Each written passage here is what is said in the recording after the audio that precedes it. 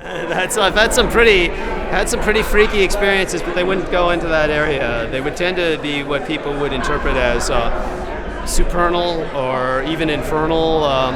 As a Department of Defense research librarian at the Presidio military base of San Francisco, one of our clients who had me do the most research for him was Lieutenant Colonel Michael Aquino, the man who runs the Temple of Set. He retired a full bird colonel, but I had to use interdepartmental library loans to get him ancient tombs, ancient texts I've held in my hands that other people have never seen. He was trying to ensorcel and bind demons. So there were some phenomena I saw with that while I was in Saudi Arabia for Operation Desert Shield, before Operation Desert Storm took place.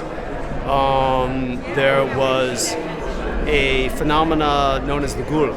And what happened was there was long range, we were doing war games for 9 months, preparing for the invasion of Kuwait and potentially Iraq. During that period of time, what happened was a Saudi unit disappeared off the maps. They couldn't even find it on GPS anymore. And so what happened was they sent us to look for that patrol that was lost. And in the desert, you either find it or you don't, because it either gets covered or you're going to find it pretty well preserved. And so we found them like miles. It must have been 40 miles away from the place where they had disappeared, and there was nothing left but skeletons. And there was very, very little meat left on those bones. It was like Halloween props. It was Halloween props. And all of their weapons had been found 40 miles away originally. All of their firearms had been emptied in all directions. And so when we came upon the bodies themselves, stripped of clothing, their ammunition, as I said, was left 40 miles away where they had disappeared off the maps along with their vehicles. So if somebody had taken the bodies and stripped them of flesh, stripped them of their uniforms, and left them 40 miles away, when the police came, and in Saudi Arabia, the police are one of the few professions that you can have respect for. Usually, not the mutawa'in, the religious police, but the normal police, the conventional police. But when they came to analyze the bodies, take the DNA samples so that they could notify their loved ones, I asked the detective about it because we had hours to talk, and he said, this is a result of the Ghouls. And what happened was these men probably investigated something that they should not have investigated. But I was asking him, there's all these sightings. People see them in the desert, naked people dancing at night, families driving in their SUVs. Why would they attack a fully armed convoy?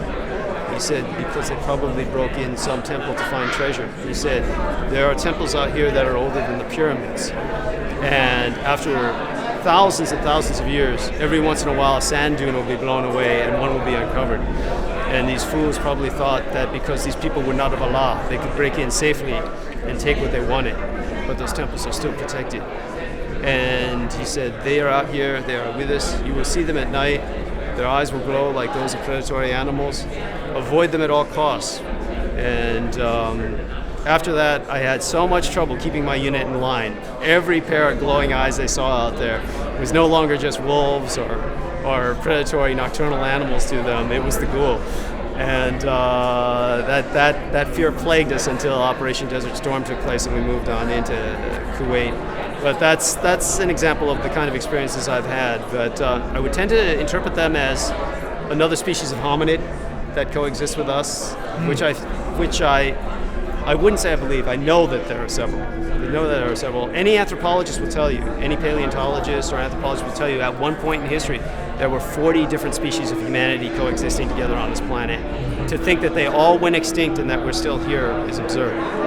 But so this is kind of the challenge I face. So many people seek the exotic out there, but our own planet here is so teeming with so much that we're unaware of.